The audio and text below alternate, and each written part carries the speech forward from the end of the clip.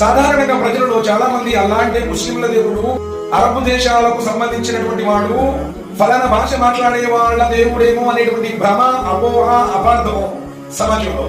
అందువల్ల ఈ విషయాలు వినేది ఏముంది, ఈ విషయాల గురించి తెలుసుకునేది ఏముంది, మనది వేరు కదా, మన మతం వేరు కదా, మన కులం వేరు కదా, మన భాష వేరు కదా అని ఒక ఉపేక్షణ స్వభావంతో సత్యధర్మాన్ని తెలుసుకునేటువంటి ఆలోచన కూడా చేయడం. పోనీ ఇటు ముస్లింలకైనా సరైనటువంటి అవగాహన ఉందా? లేదు.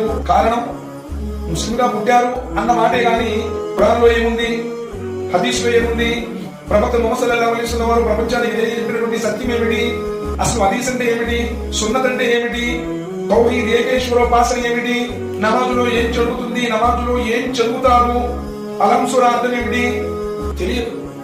మేము ఈ కులంలో పుట్టాం కాబట్టి శుక్రవారం ఒక రోజు అలా జుమాకి మసీద్కి ఇలా వచ్చి అలా వెళ్ళిపోతుంటారు, కంటికి కరువైపోతూ